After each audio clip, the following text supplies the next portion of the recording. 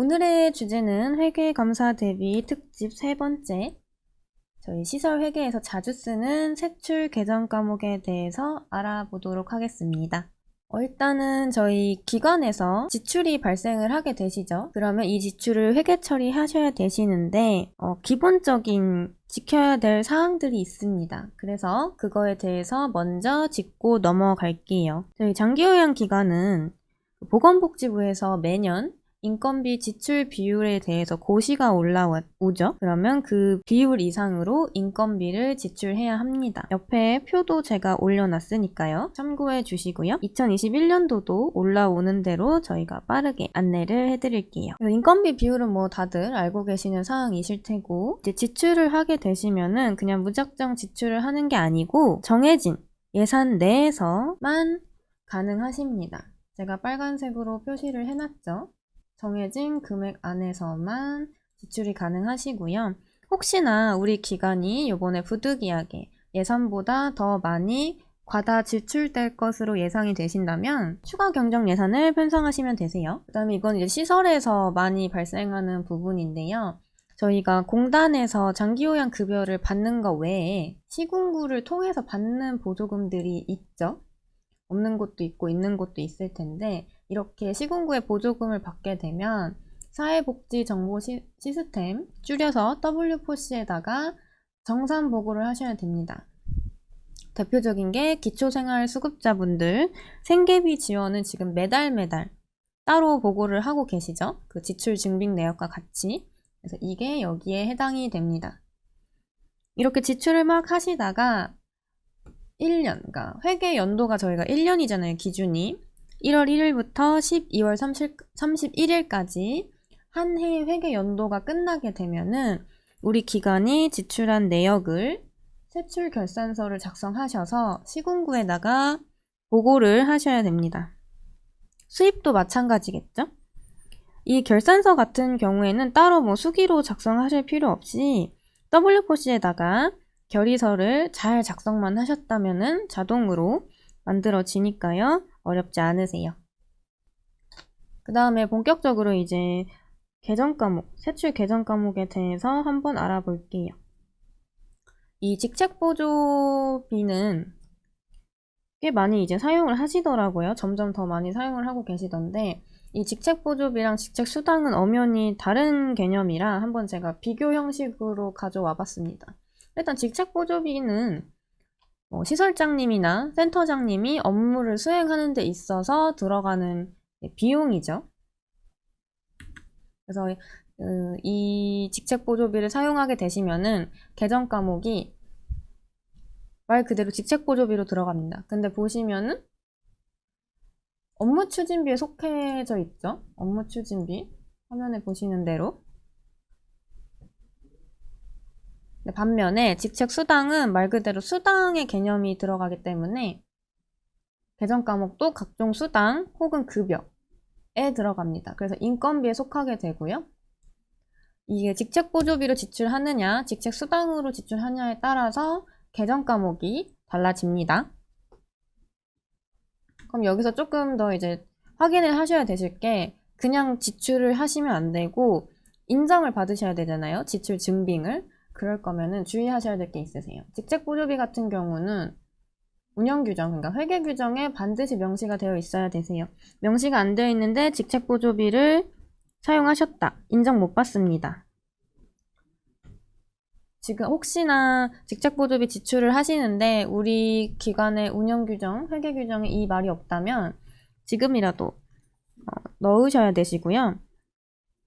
좀 막연하실 것 같아서 제가 예시를 들어드릴게요. 어떤 식으로 명시를 하면 되냐면, 수급자 인원에 따라 인원당 최대 5만원씩 측정할 수 있다. 뭐 이런 식으로 기간 상황에 맞게 명시를 하면 되시고요.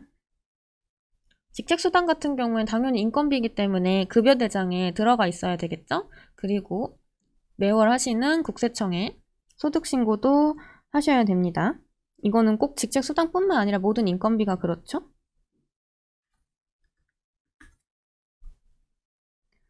이제 라이브 방송이니까 좀 더 디테일하게 팁을 드리자면, 직책보조비는 아직까지 법정으로 정해진 금액이 없습니다. 왜냐하면 기관별로 규모도 다르고 상황도 다르기 때문에 법적으로 제재하기가 어렵기 때문에 정해진 금액은 없고요. 다만 좀 상식적인 금액이어야 되세요. 예를 들어서 공동생활 과정은 9인이잖아요. 9인 시설에서 직책보조비를 100만 원을 넘게 책정을 했다고 한다면 전 조금 이상하다고 생각할 것 같아요. 9인 시설에서 100만 원은 좀 과하지 않나라는 생각이 들고요. 그렇기 때문에 기관별로 자기 본 운영비에 지장이 안 가는 선으로 직책보조비를 책정을 해주시고요. 그리고 아까 개정 과목으로 보셔서 알겠지만 업무 추진비로 속하기 때문에 인건비 지출로 인정받을 수 없습니다. 이것도 많이 간과하시는데 인건비로 인정받을 수 없다는 거 기억을 해주시고요. 근데 이제 반대로 직책 수당은 그 급여 대장에도 있고 세무신고를 하기 때문에 인건비로 인정받을 수 있으세요. 수당이기 때문에. 그러니까 기관에서 어떤 걸 사용할지는 판단을 하면 되시고요. 다만 중복으로 사용이 불가능합니다. 우리 기관이 직책보조비로 편성을 했다면 직책 수당은 받으실 수 없으시고요. 직책 수당을 받고 계시다면 직책보조비로 또 받으실 수 없습니다. 그러니까 기관에서 이거는 판단을 하셔야 되는 부분이니까 꼭 기억을 해주세요. 이제 기타 전출금에 대해서 알아볼 건데 이 개정 과목은 처음에 생겼을 때 굉장한 이슈를 몰고 왔었죠. 정말 원장님과 대표님들의 관심과 질문을 굉장히 많이 받았습니다. 지금도 많이 받고 있고요. 왜 그러냐면은 이 생긴 지 얼마 안 됐어요. 이 기타 전출금이라는 개정 과목이. 정의를 내리자면 이 기관을 운영하시는, 그러니까 설치 운영자로부터 전출이 뭐예요? 돈을 옮겨가는 거죠. 그러니까 옮길 수 있는 개정 과목이 생긴 겁니다. 굉장히 매력적이죠? 그래서 이 개정 과목이 처음 생겼을 때 지금도 그렇고 시공부에서도 굉장히 주목을 하고 있어요. 왜냐면은 돈을 옮길 수 있는 개정 과목이기 때문에. 당연히 제재가 있겠죠. 주의하셔야 될 부분이 있겠죠. 일단 당연히 그냥 기관 통장에 돈이 있다고 해서 무조건 전출을 하면 안 되시고, 우리가 이제 운영하는 비용, 뭐 직원들 급여, 뭐 어르신들한테 드는 비용, 그다음에 뭐 공과금, 뭐 임차료, 뭐 여러 가지 비용을 사용하고 남은 금액에 대해서 전출이 가능하십니다. 이제 잉여금이라고 표현을 하는데 좀 더 디테일하게 잉여금에 대해서 알아보자면 여기까지는 똑같아요. 운영비를 지출하고 남은 금액. 근데 제가 여기다 색깔 표시해놨죠? 반드시 운영충당 적립금 및 시설 환경 개선 준비금까지 적립하여야 할 것임. 이렇게 명시가 되어 있어요. 시설은. 그 말은 즉슨 운영비, 그 다음에 운영충당 적립금, 시설 환경 개선 준비금까지 적립을 하고 남은 잔액에 대해서는 전출이 가능하다는 소리예요. 시설은, 그러니까 코드 1, 2번은 이거를 반드시 준수를 하셔야 합니다. 이렇게 반드시라는 말이 적혀있기 때문에 반드시 해야 된다는 소리죠. 그럼 이제 우리 기관은 이제 잉여금이 남았어요. 그럼 무조건 또 전출을 할 수 있느냐? 그건 또 아닙니다. 아까 제가 회계의 기본은 예산이라 그랬죠? 우리 기관 예산에 기타 전출금이라는 과목이 편성되어 있는지 확인을 하셔야 됩니다. 되어 있으시면은 뭐 상관없으신데 안 되어 있다고 한다면 추경을 하셔서 시군구에 보고를 하시고 승인 절차를 밟은 후에 사용하실 수 있으세요. 우리 시설은 당연히 운영위원회도 같이 개최를 해야 되겠죠.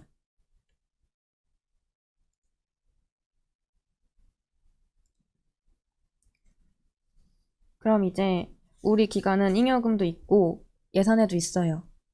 그럼 또 그냥 또 되느냐? 그게 또 아닙니다. 조건이 있어요, 전출금은. 화면에 보시는 대로 일단 첫 번째로 인건비 비율을 충족을 해야 되고요.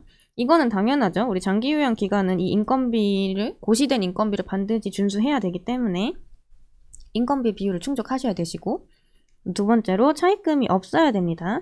있으시다면은 전액 상환 후에 전출이 가능하세요. 근데 이 부분은 조금 생각해보면 좀 당연한 말이에요. 차입이 있다는 거는 우리 기관에 빚이 있다는 거잖아요. 그냥 빚이 있어봤자 좋을 게 없죠. 이자도 계속 나가고. 그래서 잉여금이 발생을 하면 먼저 이 차입금을 갚으시는 게 수순이시고요. 그러니까 만약 우리 기관에 차입금이 있다라고 한다면 애초에 전출 자체가 불가능하다고 생각하시면 됩니다. 그리고 세 번째는 언급했죠? 운영충당 적립금, 시설환경 개선 준비금 적립을 하셔야 되시고요. 이 두 가지에 대해서는 제가 바로 뒤에서 디테일하게 설명드릴게요. 네 번째로는 이제 예산을 편성해서 시군구에 보고하고 승인을 하시면은 전출이 가능하십니다. 생각보다 좀 까다로워요. 근데 이 부분은 시군구에서도 항상 매년 말이 나오더라고요. 전출금에 대해서. 예산 편성할 때도 그렇고 결산 보고할 때도 꼭 한 번씩 말이 나오는 부분이라 좀 신경을 쓰셔서 이 조건 4가지를 기억하셔서 현명하게 전출을 해주시기 바랍니다. 그럼 이제 운영충당 적립금이랑 시설환경 개선 준비금에 대해서 한번 알아볼게요. 일단 이 두 가지 개정 과목이 나온 배경에 대해서 설명을 해드리면 좀 쉬우실 것 같아요. 요양원이나 공생, 주간보호처럼 어르신들이 입소를 하는 기간은 아무래도 그 가지고 계시는 자산이라던가 시설 장비들이 많으시죠? 근데 이게 오래되면 노후가 발생을 하게 됩니다. 그럼 당연히 나중에 수리를 하거나 아예 새로 싹 바꾸셔야 되시는데 비용이 많이 들잖아요. 특히 뭐 주간보호는 차량을 새로 사야 된다던가 뭐 요양원은 뭐 보일러나 뭐 수도를 아예 싹 다 한번 다 보수를 해야 된다던가 그러면 금액이 꽤 몇 천이 들죠. 그거를 대비해서 적립을 하라는 거예요. 몇 년 지나면 어느 정도 노후가 될지 저희가 예측이 가능하잖아요. 주간보호 같은 경우는 2차가 몇 년이 되면은 노후가 될지 아니면 우리 기간이 몇 년 뒤에는 규모가 커질 것 같으니까 뭐 차를 사야 될 것 같다든지 대략적으로 예측이 가능하기 때문에 적립을 하라는 거예요. 그래서 그 개정 과목이 운영충당 적립금이랑 시설환경 개선 준비금입니다. 그래서 적립 같은 경우에는 최소 2년 이상 하셔야 되시고요. 목적이 있으셔야 되세요. 그냥 무분별하게 하면 안 되시고. 쉽게 말하자면 저희가 개인적으로 다들 이제 적금 들고 계시잖아요. 그 적금이라고 생각하시면은 이해가 더 빠르실 것 같아요. 물론 그냥 단순히 돈을 모으기 위해 적금을 드시는 분들도 있겠지만 이제 목표가 있을 수도 있잖아요. 최신식 카메라를 사고 싶어서 매달 몇십만 원씩 몇 년 동안 적립을 하는 경우도 있으시고 그런 개념이라고 생각을 하시면 됩니다. 근데 우리 기관이 이 적립금이랑 준비금을 하고 싶으시면은 반드시 시군구 담당자에게 먼저 사전 보고를 하셔야 되세요. 왜 할 거고, 어떻게 할 거고, 얼마 동안 어느 정도 할 건지에 대해서 계획서를 작성하셔서 시군구 담당자에게 보고를 해야 합니다.